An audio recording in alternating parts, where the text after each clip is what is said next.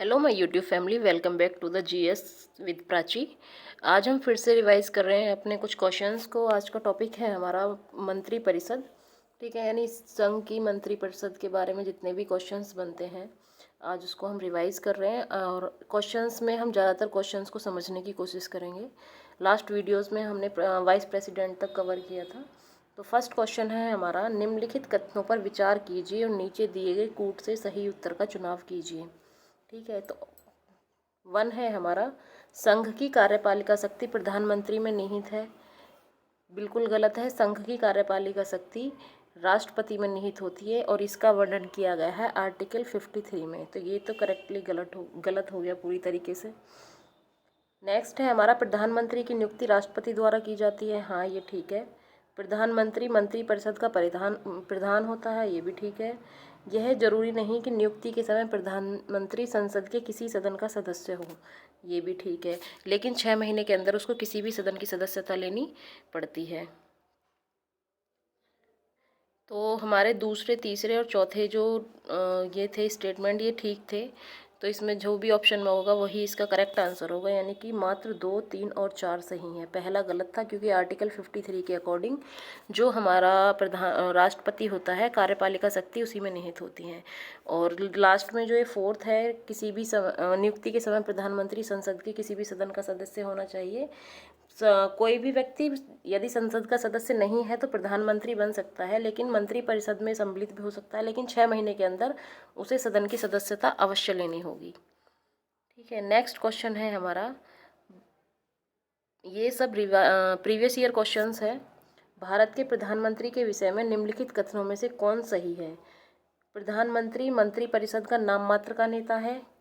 नहीं, वास्तविक नेता होता है। वह संसद के प्रति उत्तरदायी नहीं है? बिल्कुल उत्तरदायी है, लोकसभा के प्रति उत्तरदायी है, ये भी गलत हो गया। वह अपने मंत्रियों में से किसी को बर्खास्त नहीं कर सकता? क्यों नहीं कर सकता, बिल्कुल कर सकता है। प्रधानमंत्री मंत्री परिषद का वास्तविक नेता है, यानी कि ऑप्शन नंबर डी है वही करेक्ट है। प्रधानमंत्री मंत्री परिषद का वास्तविक नेता है। आर्टिकल 74 में दिया गया है कि राष्ट्रपति को सहायता और सलाह देने के लिए हमारे पास मंत्री परिषद होगी, ठीक है, जिसका प्रधान क्या होता है? प्रधानमंत्री होता है। तो जो भी ऐसा व्यक्ति जो नियुक्त करता है राष्ट्रपति, उस दल का नेता होता है जिसका लोकसभा में बहुमत हो, या कोई ऐसा व्यक्ति जो अन्य राजनीतिक दलों का समर्थन प्राप्त करके लोकसभा में विश्वास मत प्राप्त कर लेता है। ठीक है, तो ये सभी मंत्री जो होते हैं राष्ट्रपति के द्वारा प्रधानमंत्री की सलाह पर नियुक्त किए जाते हैं, ठीक, और लोकसभा के प्रति सामूहिक रूप से उत्तरदायी होते हैं।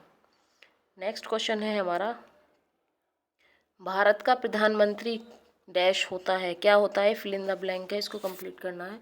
निर्वाचित होता है, नियुक्त होता है, चयनित होता है, मनोनीत होता है। तो जो भारत का प्रधानमंत्री है वह नियुक्त होता है। बहुमत प्राप्त दल का जो नेता होता है उसको राष्ट्रपति के द्वारा नियुक्त किया जाता है। भारत का प्रधानमंत्री मुख्य है, किसका मुख्य है? राज्य सरकार का, केंद्रीय सरकार का, राज्य तथा केंद्रीय दोनों का, या उपरोक्त में से कोई नहीं। यानी कि जो केंद्रीय सरकार है उसका मुख्य होता है कौन? प्रधानमंत्री।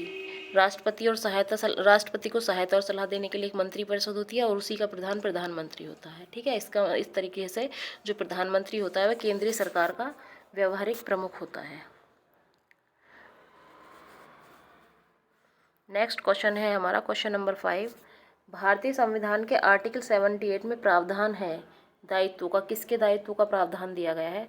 लोकसभा स्पीकर के, या फिर राज्यसभा के सभापति के, भारत के नियंत्रक एवं महालेखा परीक्षक के, या प्रधानमंत्री के? तो ऑब्वियस सी बात है, आर्टिकल 74 से हमारी केंद्रीय मंत्रिपरिषद शुरू हो जाती है। तो यानी कि 74, 75, 76, 78 में प्रधानमंत्री के 78 में प्रधानमंत्री के कर्तव्य और दायित्वों का वर्णन किया गया है। नेक्स्ट क्वेश्चन है हमारा, कैबिनेट का तात्पर्य है, कैबिनेट का क्या तात्पर्य होता है? शासन के सभी मंत्रीगण, या कैबिनेट स्तर के मंत्री अपने सचिव के साथ, कैबिनेट स्तर के मंत्री, या राज्य मंत्रीगण?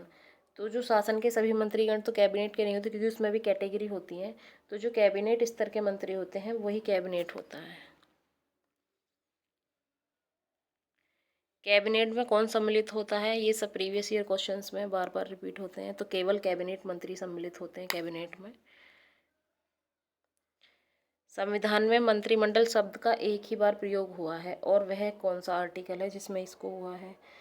तो जो संविधान में मंत्रिमंडल का शब्द का प्रयोग जो है केवल आर्टिकल 352 में हुआ है, वो भी तब जिसमें राष्ट्रपति आपातकाल की उद्घोषणा तभी कर सकेगा जब संघ मंत्रिमंडल उसे लिखित रूप में दे या ऐसा उसे सूचित करें। तो जो ये मंत्रिमंडल वर्ड का यूज़ हुआ है वो आर्टिकल 352 में हुआ है। राष्ट्रपति शासन के या राष्ट्रपति आपातकाल की घोषणा तभी कर सकता है जब संघ का मंत्रिमंडल, ना कि मंत्री परिषद इसमें लिखा है, यहाँ पे मंत्रिमंडल वर्ड का यूज़ किया गया है। बाकी ये आर्टिकल 74, 356 और 76 आप पढ़ ही चुके हैं। 74 में मंत्रिपरिषद है, 75, 76 में भी हमारा इसके कार्यों का वर्णन किया गया है, और 356 में भी हमारी क्या है, आपातकाल की घोषणा की गई है।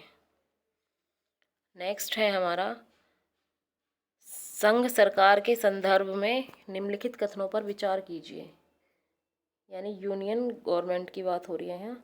कैबिनेट सचिव की सलाह पर प्रधानमंत्री द्वारा भारत सरकार के मंत्रालयों या विभागों का सृजन किया जाता है। सही बात है, जो उसका सचिव होता है उसकी सलाह पर ही प्रधानमंत्री भारत सरकार के कोई मंत्रालय या विभाग को बना सकता है। हर एक मंत्रालय को प्रधानमंत्री की सलाह पर भारत के राष्ट्रपति द्वारा किसी मंत्री को प्रदान किया जाता है।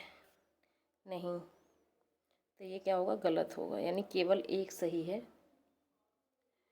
प्रधानमंत्री की सलाह पर भारत के राष्ट्रपति किसी मंत्री को नियुक्त किया जाता है। ठीक है, जो विभागों का बंटवारा है,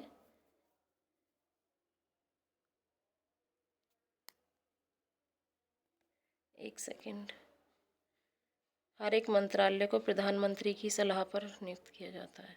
सॉरी, मैंने गलत बोल दिया। जो ऑप्शन बी है हमारा वो करेक्ट है, वो राष्ट्रपति की सलाह से ही मंत्री को दिया जाता है, लेकिन जो कैबिनेट सचिव है ये यहाँ गलत पढ़ लिया था मैंने, सॉरी। तो इसका जो ऑप्शन नंबर बी है वो करेक्ट होगा, केवल 2। नेक्स्ट है हमारा संसदीय शासन में वास्तविक कार्यपालिका शक्ति किसके पास होती है? संसदीय शासन में वास्तविक कार्यपालिका शक्ति प्रधानमंत्री के पास होती है। आज हम 10 क्वेश्चंस करेंगे, नेक्स्ट क्वेश्चन हम आगे करेंगे। आई होप ये क्वेश्चंस आपको समझ में आए होंगे। Thank you for watching this video. Bye bye.